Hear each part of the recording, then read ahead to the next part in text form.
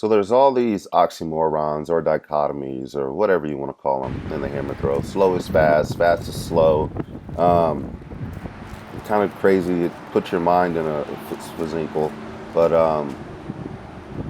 what I will say is, yeah, it's complicated. It's complicated. So I bring that up because I really, in my brain, because it's such a this sport is so mental. It's so goddamn mental. You will go faster and you will execute bad technical habits just because you want to see some said distance on the fucking measuring tape, and that does not. It fundamentally does not cut the cheese.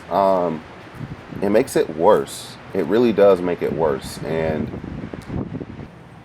it's such one of those things that you have to constantly remind yourself. So, once again, I say all this because this was a really, really low intensity sesh, really, really low intensity sesh, and I'm going to have to do this more often than not. The I think that I either go from low, I go from like it feels like I go from like 25% to like 60 or 70%, and then I do like I have times where I do 80%. I feel like I never go as hard as possible. I feel like I understand that, but you tax the body. You tax the body. So when you go as hard as you can, versus learning to move with the ball. I kind of made this drill up, but I really, really like it. I'm going to do it more. It was a one turn. It was a one wide. It was a toe turn, and then four turns.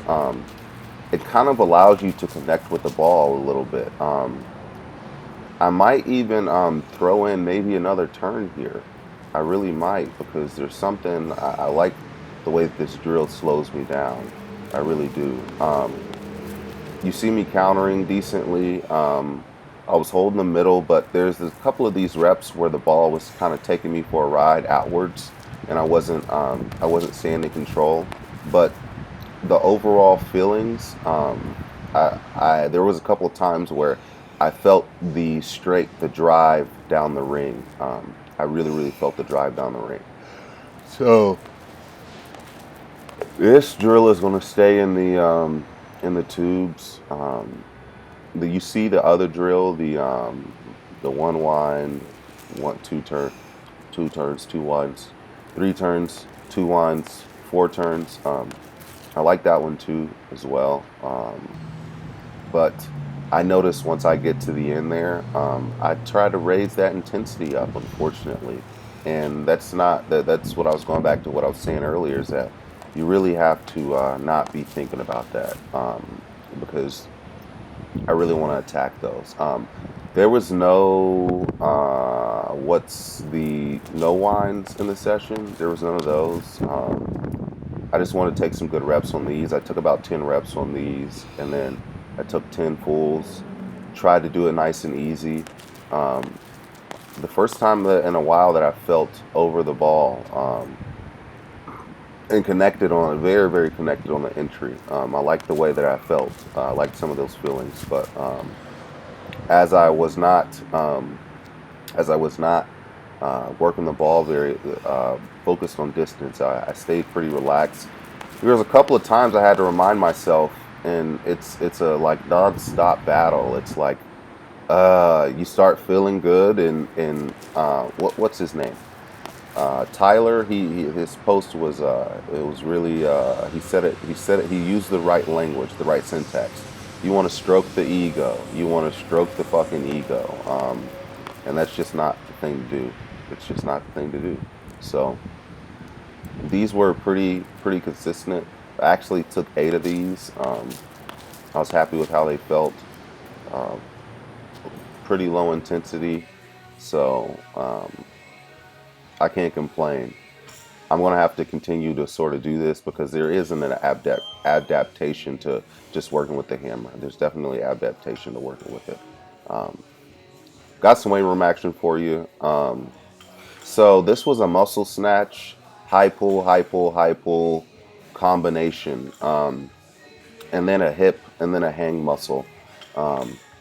This shit wore me the fuck out. It wore me the fuck out. I think I'm going to keep on doing this. Oh, not to mention the row. The row. I've been doing the 8 minute row. You try to get 2,000 meters. I like that, and I'm going to do the bike. I'm going to do the bike tomorrow, but I like to alternate it a little bit. But I think that's just it's a good gauge because 8 minutes I should be able to get across there in less time. I've done it in less time multiple times. So the 8 minutes is just like a standard. So I'm gonna have to figure out the numbers as far as this movement goes because I want to pull this as high as I can. Obviously, the goal is to generate power. So I want to pull this as high as I want to pull this to my chin, almost. So that's going to be the goal. But one thing at a time. This is a very, very puzzling. What's in my brain right now is double support. Okay, so what's in my brain is the double support position. Strength in the double support position. Strength will produce power in the double support position. I wanted to do a 10 piece of a deep squat. I got that number. You'll see that as I came up, but then you'll see my it's like 3/4 squats and then a deep squat. 3/4 squats and a deep squat, and my goal is to go down a little bit deeper every single time. You really, in my brain, I really want to work that double support position, that catch position, because that's where that is the position that you're in 90% of the time. I have 100% realized that. So you do need the overall, you need the mobility as an athlete, and then you just need the strength to actually be able to squat some heavy weights deep, is what I will say. There's no cheating leg strength. There's no cheating yeah, you definitely need to. You probably need to squat at least 1.5 your body weight or 2x your body weight to throw the hammer far. 100%. I don't think that these are the things that are kind of in the arguments. What's sort of in the arguments is what positions actually need to be worked after that strength is achieved, because you do have to build up a baseline. I'm kind of starting from scratch here. I'm kind of doing a hypertrophy type combination, which is cardio in essence. But this was not a heavy squat session. I did 10 here at 120. I think the next day I'm going to do 10 at 130 and then 140 and so on. I'm going to slowly build up the baseline because I'm kind of worn out. I'm mentally taxed from squatting the heavy weights. I'm definitely mentally taxed. So I'm going to take it easy on myself. Lift some lighter weights, and also what you're going to see is what I was talking about before is the three. It's like a quarter squat, and then down.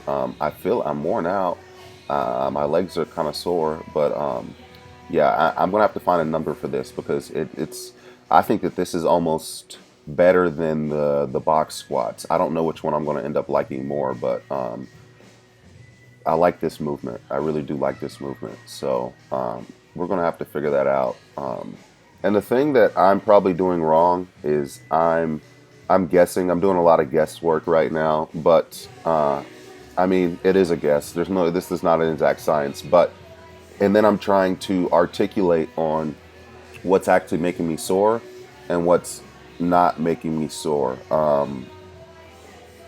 Yeah, it's easier said than done. Like when I wake up tomorrow, I'm going to gauge what I did today and figure out what muscle groups were actually worked the most. I'm like I said, this is not an exact science. It's not exact science. I'm guessing as I go, and I'm just going to put on more load. I'm going to put in more work as I go, because it gets to a point where you can't cheat, you can't lie. The numbers are the numbers, because especially in the weight room, you get to this point to where when you start to get to the heavy weight, if you can't handle it and you have to regress, it almost doesn't make any sense because you're strong enough to do it. You're more just being skiskin bob about touching the weight because even here, this 180, I mean, I can do more than this on a box squat, 100%. But this is where I wanted to start off at. So once I get to 220, 230, 240, there's no bullshitting. There's no bullshitting.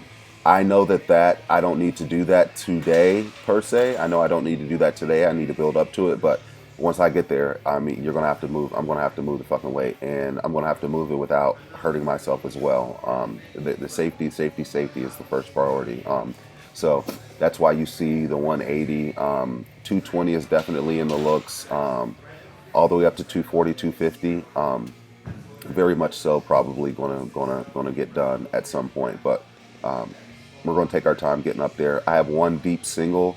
I was over this right leg way too much when I did this. I was over that right leg way too much. I don't know why, but I felt the force on my right leg a lot more than the evenly distributed on both legs. Like Ivan says, I'm going to have to figure out something for my posterior chain. When you're squatting all the time, your posterior chain, that's what it is. I'm not a believer in the deadlifts as he does, but maybe that might be in the works. I don't know. So I'm gonna have to make sure I take that into account, the posterior chain. So, but that's just all I got, guys. You already know what the deal is. Run on your toes, keep your mouth closed, lock your doors, and save your throws. And most importantly, you live to fight another day. I'm gonna get out of here.